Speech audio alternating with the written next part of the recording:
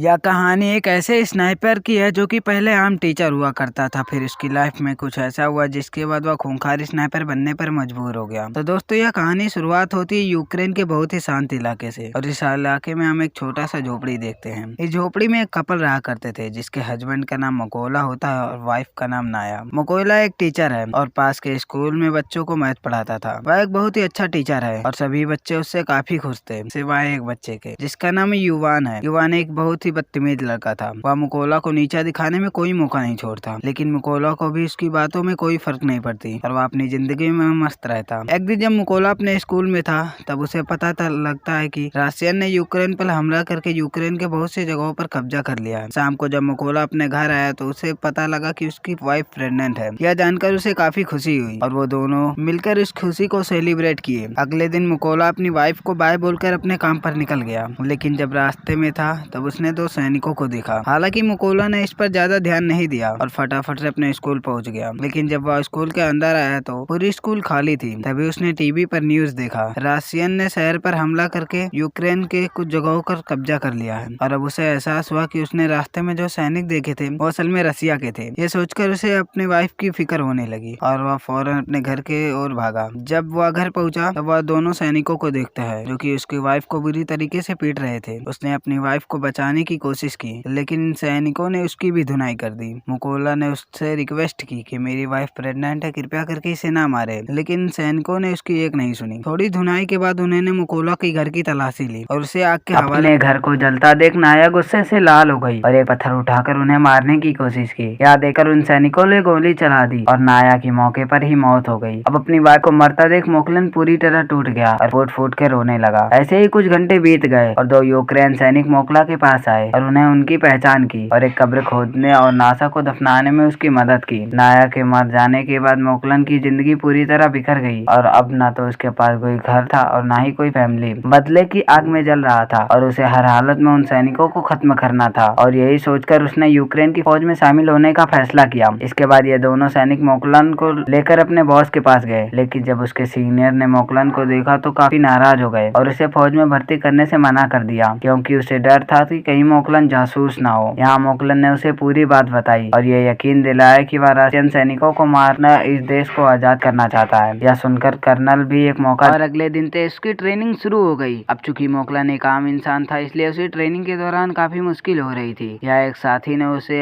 Gun असेबल और disable करना सिखाया। कैंप में मौजूद सभी लोगों को लग रहा था कि मोकलन कभी एक अच्छा सैनिक नहीं बन पाएगा, लेकिन उसने भी हार नहीं मानी और अपनी ट्रेनिंग करता रहा। एक रात मोकलन अपने साथियों से कहता है कि वह उसके नाम से ना पुकारे क्योंकि उसका कोड नेम रेवल है। यह सुनकर सभी साथी उस पर हंसने लगे और बताएं कि कोई भी सोल्जर को इतनी आसानी से उसका कोड नेम नहीं मिल जाता, बल्कि उसको उसका कमाना पड़ता है। हालांकि मोकलन को भी इन बातों से कोई फर्क नहीं पड़ता और वह अपनी ट्रेनिंग करता रहता। एक दिन मोकलन का सीनियर सभी को बताता है कि हमारे ग्रुप में स्नाइपर की संख्या कम है और हमें इस नंबर को बढ़ाना होगा ताकि हम रशियन का मुकाबला कर सके। यही सीनियर सभी से पूछता है कि तुम में से कितने लोग स्नाइपर बनना चाहते हैं। यह सुनकर सब लोग आगे आए और इन लोगों के बीच मोकलन भी होता है क्योंकि वह भी एक स्नाइपर बनना चाहता था। मोकलन को देखकर उसका सीनियर उसे कहता है कि तुम एक स्नाइपर बनने के लिए तैयार नहीं हुए हो, तुम तो एक गन को असेबल और डिसेबल भी नहीं कर पाते, तो स्नाइपर बनने तो दूर की बात है। इस पर मोकलन कहता है कि मुझे खुद को साबित करने के लिए एक मौका चाहिए और मैं इस काम को 20 सेकंड में करके दिखाऊंगा। यह सुनकर मोकलन का सीनियर टेबल पर एक बंदूक रखता है और मोकलन आगे आता है और खुद को साबित करने के लिए मोकलन अपने आँख पर पट्टी बांध लेता है और फटाफट से गन को खोलकर उसे दोबारा जोड़ देता है। अब इस काम को करने के लिए उसे सिर्फ 18 सेकंड लगते हैं। अब मोकलन की फुर्ती देखकर सभी लोग काफी इम्प्रेस हुए और उसके लिए तालियां बजाते हैं। अब उसकी काबिलियत देखकर उसे भी स्नाइपर ट्रेनिंग में शामिल कर लिया जाता है। ट्रेनिंग के दौरान मोकलन को एक पुराने मॉडल की गन दी जाती है, जबकि बाकी लोगों को मॉडल हथियार दिए जाते हैं। यह देखकर मोकलन भी मॉडल हथियार का डिमांड करता है, जिस पर सीनियर उससे कहता है कि अगर तुम्हें वह गन चाहिए तुम्हें खुद को साबित करना होगा। अब मोकलन के पास भी कोई ऑप्शन नहीं था, इसलिए उसे जो मिला वह लेकर निकल गया। ट्रेनिंग के दौरान सीनियर सभी से बताता है कि स्नाइपर के सामने कोई भी सिचुएशन क्यों ना आ जाए, लेकिन उसे अपनी जगह से 1 इंच नहीं हिलना है और अपने टारगेट पर निशाना बनाए रखना है। इसके प्रेस्टिज के लिए सीनियर सभी के पास गोलियां चलाता है और जो भी स्नाइपर अपनी पोजीशन से हिलता है उसे ट्रेनिंग से बाहर कर दिया जाता है। लेकिन जब मोकलन की बारी आती है वह तो अपनी जगह से जरा सा भी नहीं हिलता और अपना निशाना बनाए रखता। अगली ट्रेनिंग में स्नाइपर को अपने टारगेट को सिर्फ एक बार दिखाया जाता है और फिर उसकी आंखों को ढक दिया जाता है और उन्हें अंदाजा लगाकर अपने टारगेट को शूट करना होता है। अब बाकी लोग तो इस टेस्ट को पूरा कर लेते हैं, लेकिन मोकलन इसमें फेल हो जाता है क्योंकि इसके पास जो बंदूक था वो काफी पुरानी थी और उसे इस कारनामे को कर पाना काफी मुश्किल हो रहा था। अगली ट्रेनिंग में स्नाइपर के लिए और मुश्किल हो जाती है क्योंकि इन्हें फ्लैश की रोशनी में अपने टारगेट को शूट करना है और वो भी रात के अंधेरे में। यहाँ सीनियर ने फ्लैश छोड़ी और सभी ने अपना निशाना लगाया, लेकिन कोई भी इस टारगेट को हिट नहीं कर सका। यहाँ मोकलन ने भी गोली नहीं चलाई और फ्लैश की रोशनी में अपना टारगेट की दूरी का अंदाजा लगाया और अपनी मैथ का नॉलेज का यूज करके एक परफेक्ट निशाना मारा। इसे देखकर सीनियर उससे काफी इम्प्रेस हुए और उसे उसका मनचाहा कोड नेम दिया। ऐसे ही दिन बीते गए और मोकलन अपनी जी जान लगा रहा था अपने ट्रेनिंग पर। फाइनली वो दिन आ गए जब इनकी ट्रेनिंग का रिजल्ट आने वाला था।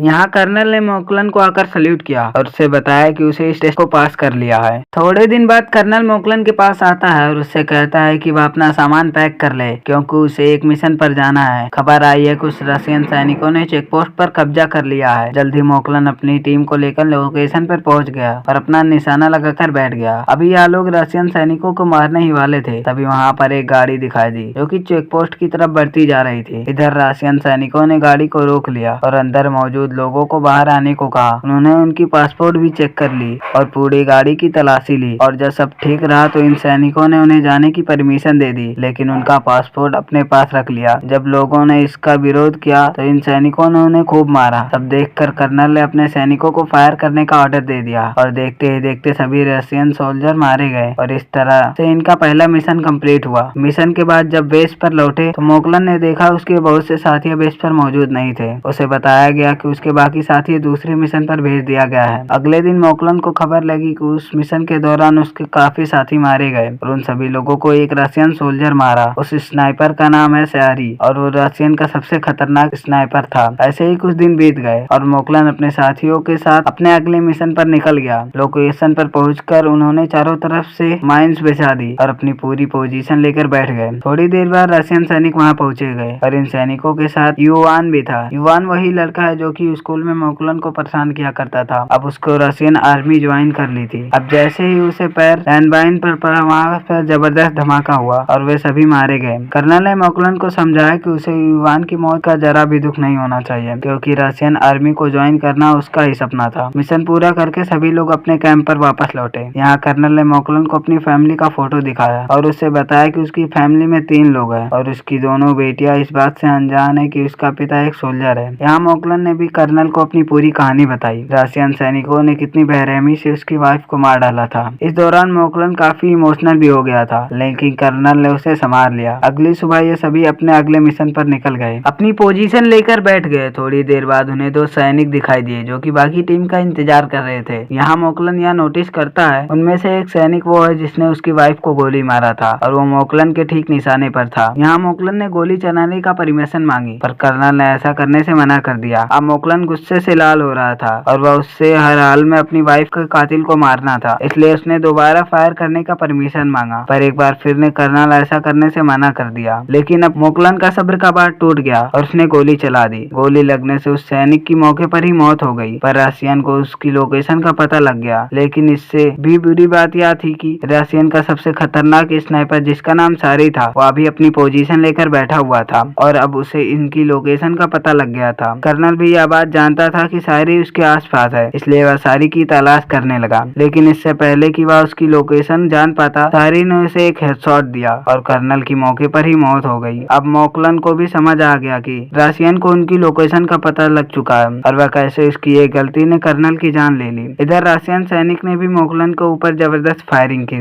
अभी बिगड़ते हालात को देखकर मोकलन ने भी पीछे हटने का फैसला किया। उसने कर्नल की बॉडी उठाई और अपनी पोजीशन से पीछे आने लगा। जल्दी वह दुश्मनों के इलाके से बाहर आ गया और सीधा अपने बेस पर पहुंच गया। अब मोकलन को कर्नल की मौत का काफी अफसोस हुआ और वह खुद को इसका जिम्मेदार ठहरा रहा था। यहाँ उसने कसम खाई कि वह सारी को जान से मारेगा और कर्नल की मौत का बदला लेगा। जल्दी मोकलन को दोबारा रशियन स्नाइपर की खबर मिली और वह फौरन अपने मिशन पर निकल गया। लोकेशन पर पहुंचते ही अपने निशाना बैठा लिया और जल्दी उसने एक स्नाइपर को मार गिराया पर इस फायरिंग के दौरान एक गोली उसे भी लग गई थी, लेकिन उसने हार नहीं मानी और जैसे तैसे करके उसे दूसरे स्नाइपर को भी मार दिया। अब चूंकि वो काफी घायल हो गया था इसलिए वह एक सीक्रेट बेस पर चला गया और अपनी बॉडी को थोड़ा आराम दिया। इस दौरान उसे आर्मी के मेजर का कॉल आया और उसने मोकलन को बताया कि हमने उसे ढूंढ निकाला जो कि कर्नल को मारा था। इसके बाद मोकलन अपने बेस पर पहुंच गया। यहाँ मेजर सभी स्नाइपर के बारे में बताने लगा। मेजर बताता है कि उस स्नाइपर का नाम सारी है और वह रशियन का सबसे बेहतरीन स्नाइपर है। सारी ने यूक्रेन के शायद सबसे काबिल स्नाइपर को मार गिराया, इसलिए हमें उसे हल्के में नहीं लेना चाहिए। मेजर बताता है कि सारी एक ऐसा स्नाइपर है जो कि आमतौर पर पोजीशन चेंज नहीं करता और एक खास लोकेशन पर बैठकर अपने दुश्मनों का शिकार करता। अब यह सभी लोग एक प्लान बनाते हैं। वह सारी के लोकेशन पर 2 टीम बनाकर जाएंगे। इनके टीम के मुताबिक पहले रशियन सैनिकों पर सामने से अटैक करेंगे और इस अटैक में जब ये लोग बाजे होंगे तो दूसरी टीम उन लोगों को पीछे से हमला करेगी। इस भाग दौड़ का फायदा उठा के मोकलन बिल्डिंग के अंदर चला जाएगा और सारी को मार देगा। पूरी प्लानिंग हो जाने के बाद यह सभी लोग लोकेशन की तरफ निकल गए। लोकेशन पर पहुंचते ही सभी स्नाइपर अपनी पोजीशन लेकर बैठ गए और अपना निशाना लगाने लगे। इधर मोकलन भी चुपके से बिल्डिंग में एंट्री कर लेता है, जहाँ उसे 2 रशियन सोल्जर दिखाई देते हैं। वह देरी नहीं करते हुए दोनों को मार डालता है और बिल्डिंग में आगे बढ़ गया। इसके बाद उसने अपनी टीम को सिग्नल दिया और सिग्नल मिलते ही उन्होंने सभी रशियन सैनिकों को मार डाला। उधर शहरी ने भी नोटिस किया कि उसका कोई साथी उसको रिपोर्ट नहीं कर रहा है। उसे कुछ गड़बड़ महसूस हुआ, इसलिए वह बिल्डिंग की छत पर चला गया जहाँ पहले से ही एक स्नाइपर मौजूद था। लेकिन ऊपर जाकर उसने देखा तो स्नाइपर मर चुका था। अब शहरी को एहसास हुआ कि यूक्रेन के सैनिक ने उसे चारों तरफ से घेर लिया है। उसने बेस पर कैंप के लिए फोन लगाया और बाकी सोल्जर को भेजने के लिए कहा। अभी 10 मिनट और लगेंगे उन सोल्जर को आने में। यह सुनकर फटाफट से वह अपनी पोजीशन पर आ गया और यूक्रेन सैनिकों को ढूंढने लगा। तभी उसी मोकलन को एक खिलौना दिखा जो कि उसकी वाइफ ने दिया था। अभी सारी कुछ सोच पाता कि तभी मोकलन उस पर हमला कर दिया और उसे चाकू से मार दिया और उसकी जान ले ली। लेकिन इस हाथापाई के चलते बिल्डिंग में मौजूद दूसरे स्नाइपर थोड़ा अलर्ट हो गए, लेकिन अभी वह कुछ कर पाते उससे पहले मोकलन उस पर ग्रेनेड फेंक दिया और इस धमाके में आखिरकार सभी स्नाइपर मारे गए। उधर सारी की बिलाई हुई बैकअप टीम भी बिल्डिंग तक पहुंच गई, लेकिन वह इस बात से अनजान थे कि सारी अब मर चुका है। इसलिए जब उन्होंने सारी को कॉल किया तो कॉल मोकलन ने उठाया और उनसे कहा कि वह सभी मरने वाले हैं। इतना कहकर उसने ट्रक ड्राइवर पर शूट कर दिया और अब गोली चलते ही रशिया सैनिक में हाथापाई हो गई और वो सभी ट्रक से बाहर कूद गए। लेकिन वह इस बात से अनजान थे कि यूक्रेन स्नाइपर उन पर घात लगाकर बैठे हुए थे। यहाँ यूक्रेन सैनिकों ने जोरदार गोलीबाज की और एक एक कर रशिया को चुन चुन कर मार डाले। थोड़ी देर बाद मोकलन अपनी वाइफ की कब्र पर वापस जाता है और उसे वादा किया था जो वो